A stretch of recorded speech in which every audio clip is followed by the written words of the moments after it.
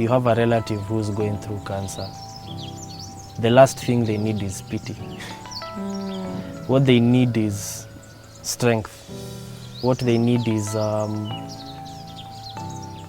someone who can be strong for them without reminding them of what they are going through every day. Because that's what I've been going through. People are telling me, oh George, people are reminding me of my problems. People always tell me it's a journey, it's a journey, it's a journey. But if you have a relative who's going through cancer, the same thing, I'd advise you to be strong for them. And pity is the last thing they need.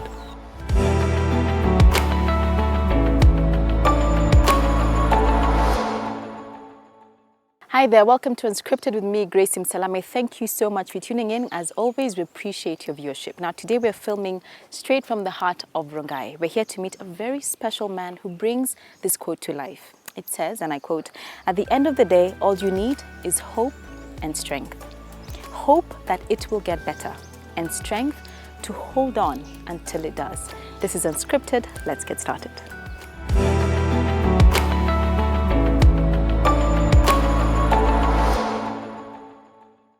Welcome to Unscripted, George. Thank you. Thank you for joining us. We are here in Rongai. We came all the way to meet this young man.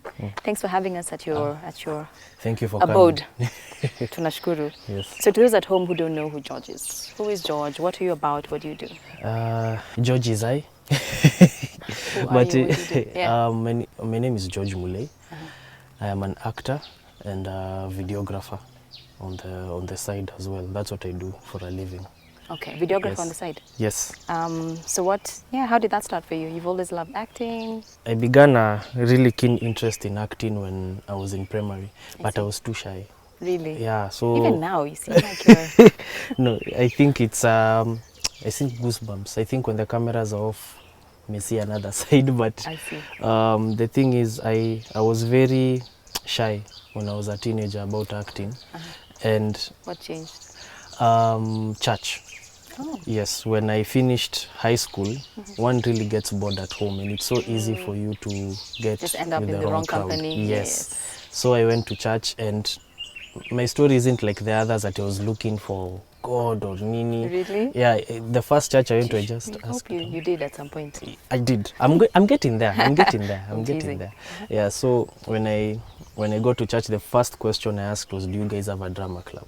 Oh. Yes. Okay. And the guy who I asked, they didn't have a drama club, but he saw what I was looking for. He lied and said yes, and we formed one from scratch with Look him. at that.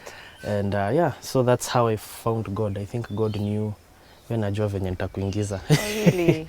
through the talent. So the first time I acted through the church, and that's where I gained confidence I see. to be more ambitious about an acting career.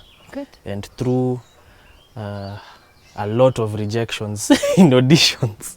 Yes, it people happens. people say in the acting industry you know how to handle rejection. Do you? Yes. You kind of have to. Yes.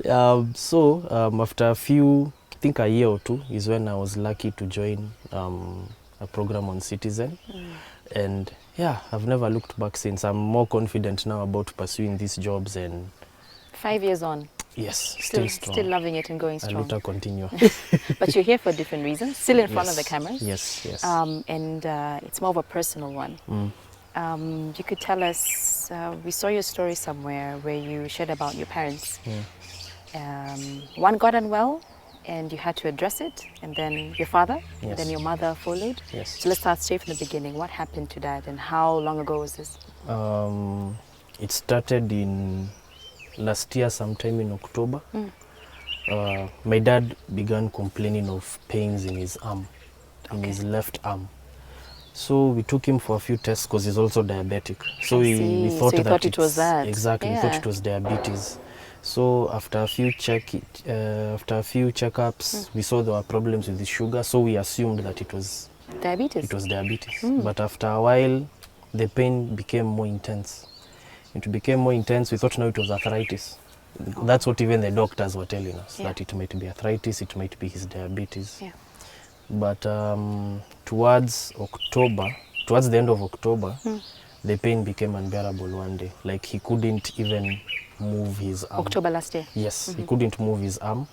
So after a few diagnoses and seen a few doctors is when we got the news that the whole time it was cancer. Oh no. And it was heading to stage 4. Actually, it was in the advanced stages. How was that moment, him receiving that news, and also you as a family? Actually, How was that impact? it was really, I would say it was, you don't know how to react. There's no word I can look to describe it, because in as much as it's scary, it's too intense to describe, because no one prepares you for something like that. So at first, my mom told me not to tell my dad yet, because we were told by the doctors. So the doctors told you first? They told, they told us first, my mom and I. Actually, it was my mom first, then my mom told me. My dad knew there was something up, but we knew how our father would react to the news. So it had to start with us being strong for him, before him being strong for himself. So after a few days is when we took him to the doctor, and the doctor told him. So after that, things became crazy, because now we knew what is needed. We knew. Which cancer was he diagnosed? The doctor said it was prostate. Prostate. Yes. Yet it was his arm affected. Yeah. The thing is, cancer spreads. Got it. Yes. So by the fact that it spread to almost his bones, that's serious, because cancer starts with, it starts with the tissues. Then So if it sinks in, yes, it was there for a while. So now is when we began preparing ourselves. He went for a few tests, the biopsy. It was really expensive. If it wasn't for my mom's insurance, I don't know. I don't know what would have happened. So then when we did the math is when we were told by the doctors that he needs a PET scan. Okay. And unfortunately, some of those services are not available in the country. So in terms of cancer treatment and care in Kenya, from your experience, we still have a long way to go? We do. Because the thing with cancer, if it's discovered in an early stage, there's a possibility you can be treated effectively in the country. But if it's and even that's a slight chance, because it's still expensive. It's expensive. No one so it's barely. Still very costly. Yeah. No one. Many people barely afford to make ends meet. Yeah. Even since my dad got diagnosed, is when a whole new world. We were exposed to this whole new world, because we thought we were the ones going through really intense things, but we met other people who are going through the same things. You are told about their journeys, about how they are struggling. So we aimed to organize a fundraising, because we were running out of time. I see. Yes, he needed to go as soon as possible, so we were aiming for him to go in December last year. We organized 2 fundraisers actually. And we managed to reach just enough money for his first phase of treatment. I see. And he went in December with my mom as his caregiver. And my mom, she's a nurse also, so it really helped. Yeah, it really helped, because she knew how to deal with doctors. Because unfortunately, even just how to care for him as well. Exactly.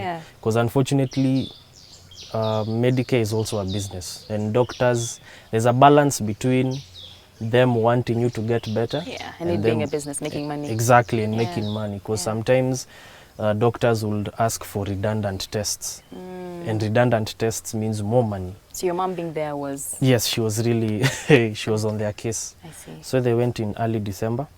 I'd like to know, how was his reaction when he found out what he was going through? There's something I usually say. Especially when I converse with ladies, I tell them being a man is a thankless job. Thankless? Yes, why do you say that? because when my dad was diagnosed, he had to balance between being strong for himself and being strong for the family, because he's the head of the household. So him balancing, telling the whole family will go this way, and him just having his moment to soak in the fact that he has a terminal illness. I don't think even to date he has had time to deal with everything he's gone through, because we are just focusing on the treatment, on him getting better, and on everything. So he really tried being strong. We see our fathers as our heroes. Now you're seeing him as a human being. For you, also as a young man, watching your your idol or your someone you look up to in that state. How did that play out for you? It was culture shock. Really? Yeah, it was, because we all used to us asking our parents, yo, I'm in a fix, help me. And I was in the situation where my parents are like, George, time what do for we do you. next? Not even it's time for you. There was no prep. There was no orientation for someone being told that, hey, this is your time. No, I'm telling you. no. It Adulting. just, yeah, and it hits you. I think it began really hitting me when my parents will tell me, what do you think we should do next? Oh, wow. This is what we lack. Wow. What do we do? What are we doing? It reached that point, and What did you do? I had to rise up to the occasion. I don't think there's an option there, because you're really looking at the situation, and even as a man, it's not even about as a child. As a man, it is expected of you from everyone around you, because even when I would tell people this is what I'm going through, at first people will be like, so umepanga, what's your plan? True. So when you're asked that by most people around your social circle, you see that people are not. To rise up. Yes. Rise So to I the had occasion. to adapt. You did. As fast as I could. Yeah. I know that those at home who could be in a situation like yours, or like you said, I mean, life is unscripted. You don't plan, you don't have orientation for such moments. So that means you'll have your low moments and your slumps. What's been yours, and how do you deal with it so far? Because you're still in the journey. Yeah. For me, Stephen Hawking said, as long as there's life, there's hope. Oh, nice. So for me, that's what I hold on to, that as long as there's life, there's hope. Like, Really? I don't focus on I don't have the leisure to just sit and do nothing. But one of my lowest points was when we lost our grandfather. Because unfortunately, when my dad went to India, he was told while he was in India that he lost his dad. What happened? He was sick as well, but his passing was so sudden because he wasn't that sick. I was a case of when it rains, it pours. Exactly. So when I remember, I was just in town, and I didn't know. My mom is the one who called me all the way from India. I don't know who told her. Wow. She tells me when I'm in town that in Kamba, grandfather is Tata. She tells me Tata has passed. So the first thing I'm thinking is, does dad know? Exactly. Does dad know what's happening? You see. So that was a low point for me, because I was thinking, what's my father going through right now?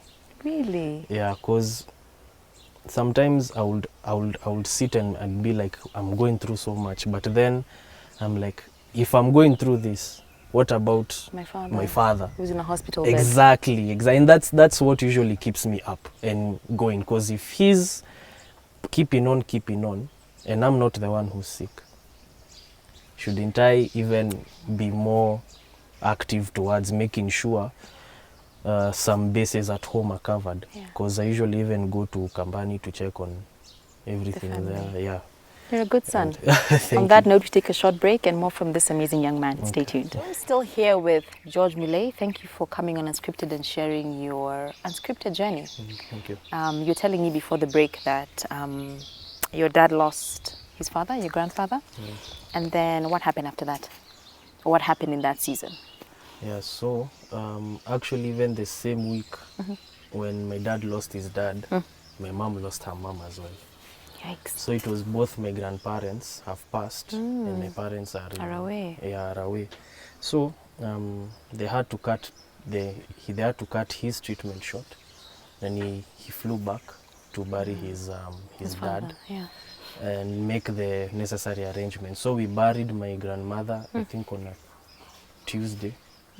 Then the next week now, it was making the arrangements for my grandfather.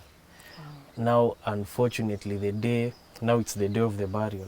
When we are going to get his body from the mortuary, we are told by the mortuary that his body is missing. What do you mean? How does the body go missing? The thing is, when we went there, at first, you have to claim the body when you go and take a loved one. So we enter, and then we have to identify the body. So they unveil the body, and you're like, who's this? Oh no. They're telling us, this is your grandfather. We're like, no, we know our grandfather. Of course. This is not him. So after a bit of deliberations is when now they tell us that our grandfather's body was taken by another family. Oh no. 2 days ago, and they had already buried it. So it was crazy. It was crazy because That's a lot. Yeah, I know. It was in much. That day was crazy because you can imagine telling about 200 people that there'll be no burial, because people had already come all the way from all over until Masi. Masi is past Machakos. It's almost 80 to 90 kilometers from Nairobi. And then you go trace a family and tell them you have the wrong body. Kindly. It was crazy because now Sorry. with exhuming that body, because we already identified the family. Okay. We had to get a court order because you just can't go and exhume a body. It's against the law. Yeah. So we had to get a court order. We had to exhume the body and everything, and then we did now. While your dad is here. He was here already, and he was the one actually who was organizing these things and making sure everything is happening as fast as it could, because also on his side he's the firstborn. I see. Male. That's a lot for him to take. Yeah, so it was a lot of pressure. So that's why I'm reverting back to when you see the things, when I saw the things he had to go through, I don't know, It challenged you ask, you. yeah, it challenges you. You're like, this is what he's going through and he's managing to keep on keeping on. I don't think I have the leisure to just say, I'm going through a lot and just sit and do nothing. So we got the body. We buried him on I think it was on a Saturday, and now that's where my mom's chest pains began. My mom began complaining of certain chest pains, and they were consistent. Like even the night before we buried my grandfather, we had to rush her to hospital because she said it was a bit extreme. It was the pain. So we took her to hospital in Machakos, but she insisted.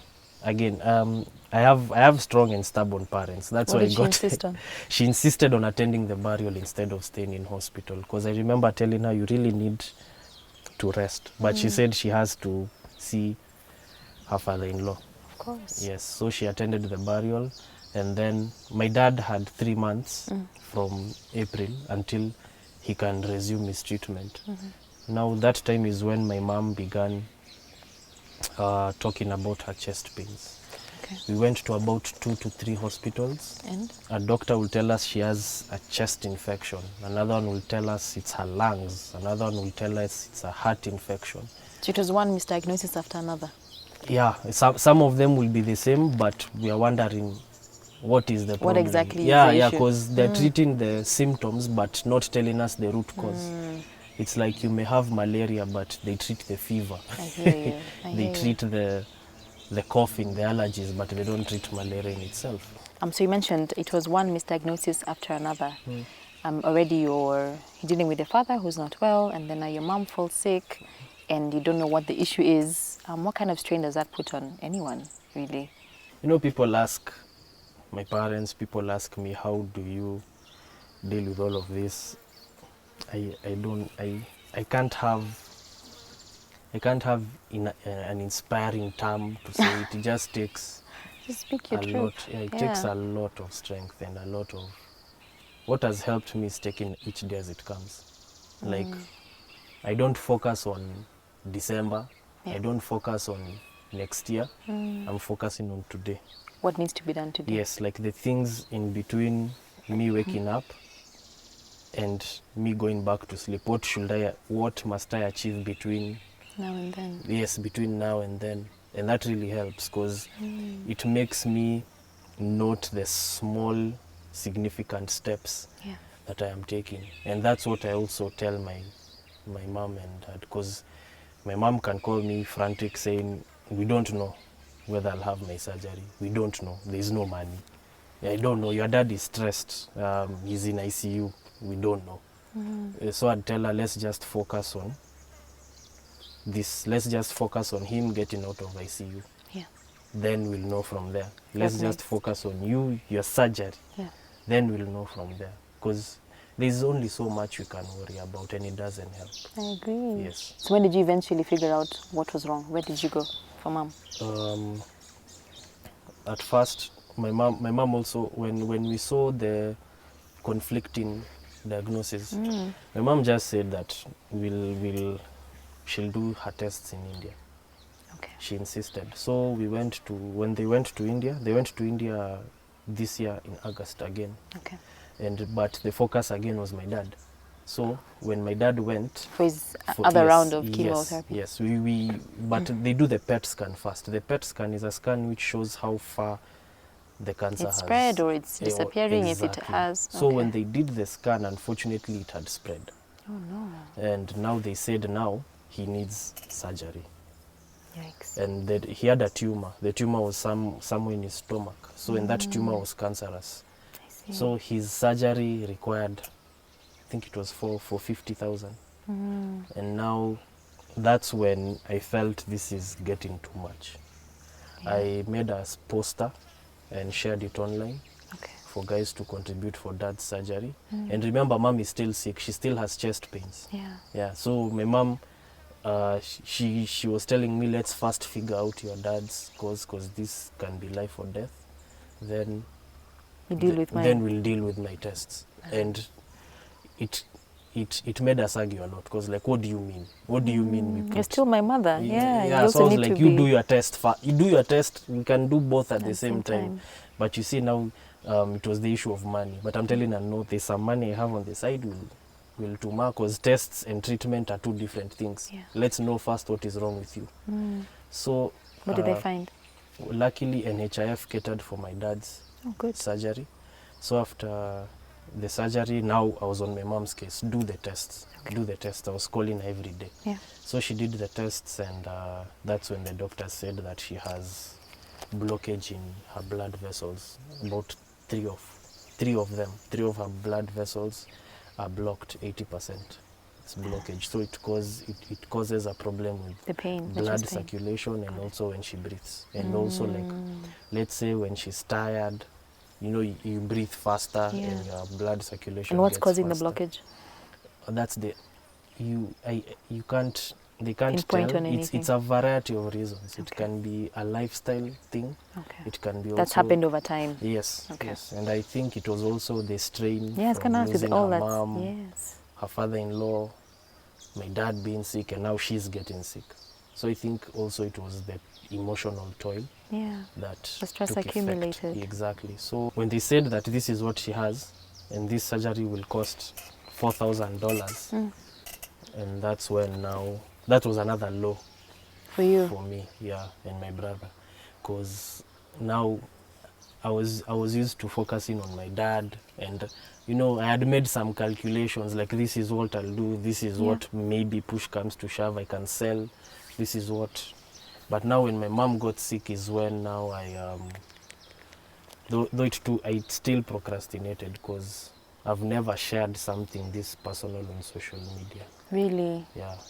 So why did you end up sharing your story publicly?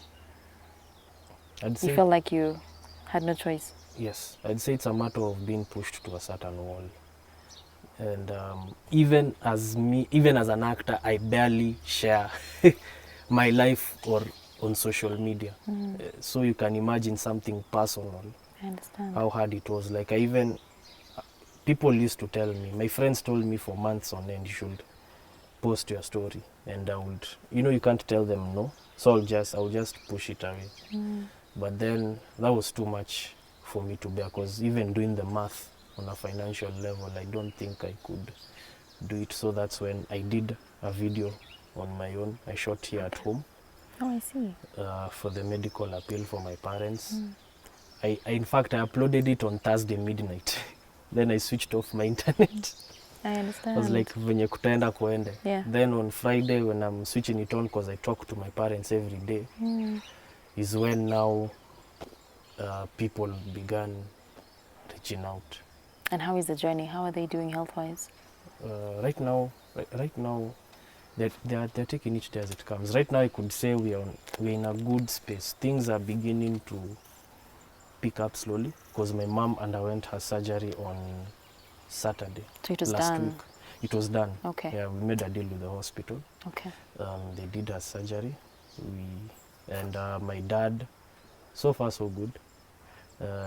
He's So active. what does it mean when you say so the surgery was done for mom? So is she okay now? Is it over? When you do surgery, you need have to some wait and time see. to recover from the surgery because This surgery. was recent, just done recently. Yeah, it Okay. was literally done 3 to 4 days ago. Oh wow. Okay. Yes. All right. Yeah, Need so to wait it out. Yeah, we have to wait it out and see if there'll be any complications. Because the thing about surgery, what people don't get, there's a way your body was created. Yeah. So you have to adjust back to. It Exactly. takes a So while the to heal. minute it is tampered, even if it's for medical reasons, your body somehow functions differently, and it takes a while for your body to adjust. Like even with my dad, the tumor being removed,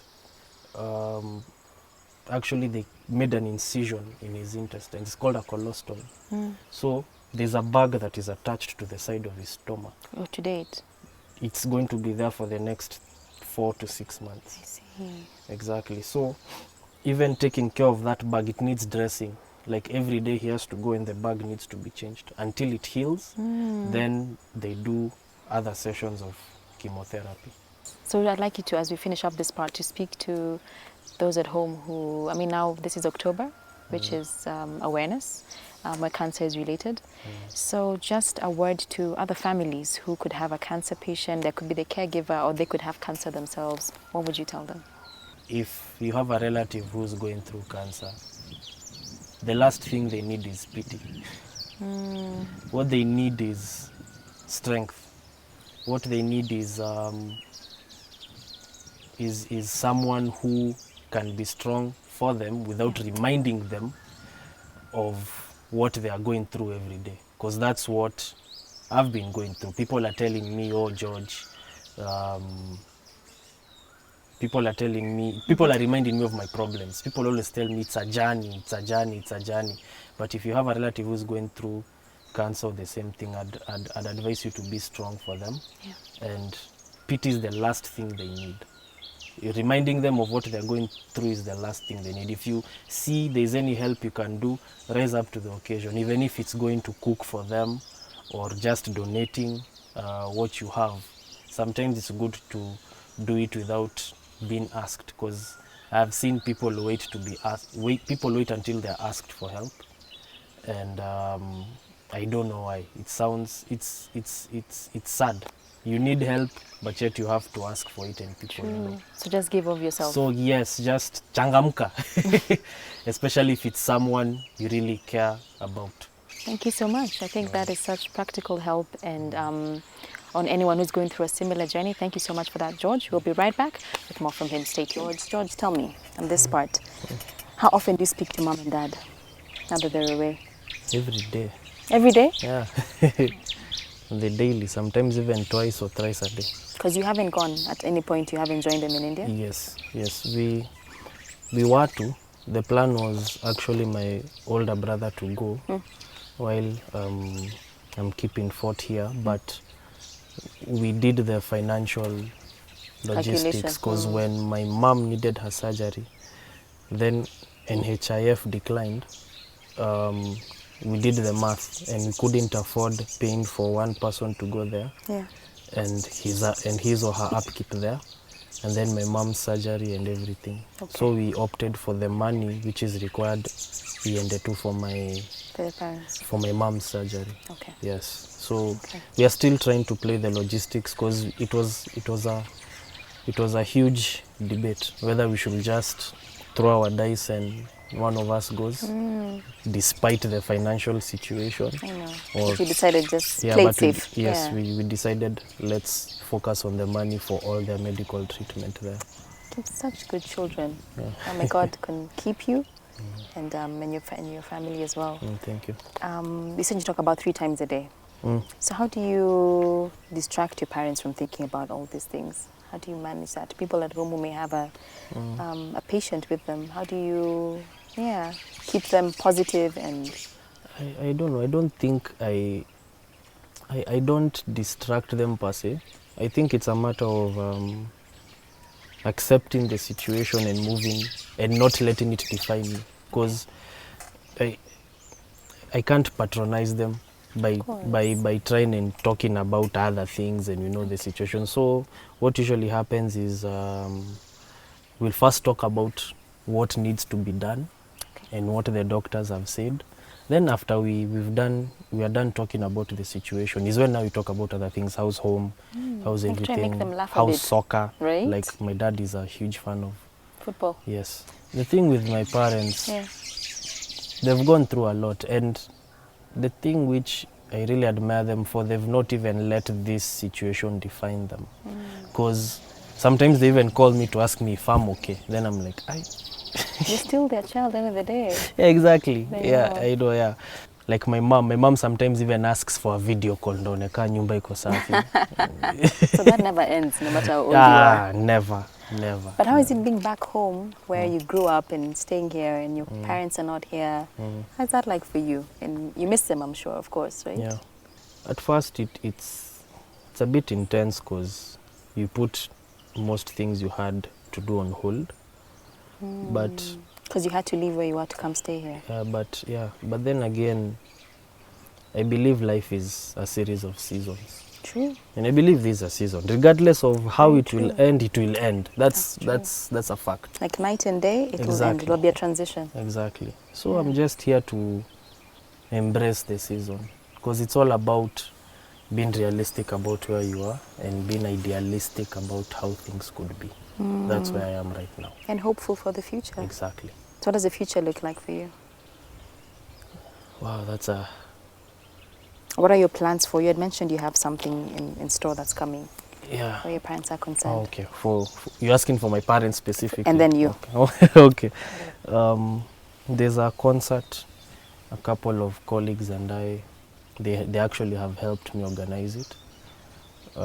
It's a concert aimed at the proceeds going towards my parents' medical fund. It's on the 12th of October. Oh, nice. Yes. Artists have come on board. Yes, some artists have come on board. Fellow artists were also my friends. Oh, nice. They've come up. My fellow actors also are organizing something. Oh, good. They haven't. I know some of the details. I'm yet to know everything, how it will pan out on the 20th of October. So I'd say it's a good support system. In as much as it's so visible, it may be visible to others that I'm the one who's doing everything. No, I also have a good support system. Yes, and it's people I never expected. I can't say it's really strong friends. It's just people who are colleagues who surprisingly came to my aid, and sometimes I'm still in shock they are still doing it. I think that's life's biggest lessons is at your lowest moment is when you realize who are really there for you. Yeah. Right? Yeah. And you get surprised most of the time. I do. I still am. Yeah. I still am. Yeah. So as we finish up, as part of your last words, what's been your biggest lesson through it all? For me, one of the biggest lessons has been entitlement. When I went, I needed people's help. I still need people's help. And of course, some relationships have been a bit salty because of my period, because the people you expect to help you don't, and the people you never expected are the ones who show up. Yeah. So it taught me not to be bitter with people. I appreciate people taking their problems aside to try and solve mine. I really appreciate that. So it has taught me not to be bitter with people, not to be entitled to people helping me, to be humble. But the most valuable lesson has been to take each day as it comes. Because sometimes we have a 5-year plan, we have a 10-year plan, there you know, go. by I stopped 30, doing those. I know. by 35. Then life happens. Exactly. Yeah. So for me, sometimes I have my moments, like I'm like, this is not where I want to be right now. I should be there, you know. Yeah. But what I'm learning is to take each day as it comes. Like if I could focus between sunrise and sunset, if I've done something that gains me an inch closer to where I'd like to be, it helps. It helps. Yeah. What keeps you going? Where do you draw your strength? God. God. Like sometimes I'd be at my end, and I don't know where the strength just I don't know where the strength comes from. Because people consistently tell me, hey, George, you're strong. Hey, George, you're strong. I'm like, I don't know where that statement is coming from. Because, because I've had my moments. There are times, like when my mom was diagnosed and we didn't know where the money came from, I think that day siku mzima nilijifunga tu kwa nyumba trying to figure out what I can do. Yeah. So I've had my moments. Don't let the smile and the fool you. I've had my moments. But yeah, I think it's God and also my parents. Okay. Like if they're this strong, so can you. Yes, sitaki kuaibisha. What I can And say, to be strong. what I can say is indeed you're a good son, good man, good human being. May God, like I said earlier, just give you the grace and the strength through this journey. Thank you. And have mercy on your parents. Thank you for sharing your story with us. I hope at home, George has spoken to someone who needed to hear this. You could be in a similar situation, or you could feel in your heart, you'd love to just help someone in this journey. Thank you so much. The details are right below. You can reach us at any time. We love and appreciate your viewership. Until next week, good night and God bless. And remember, take it a day at a time. Bye.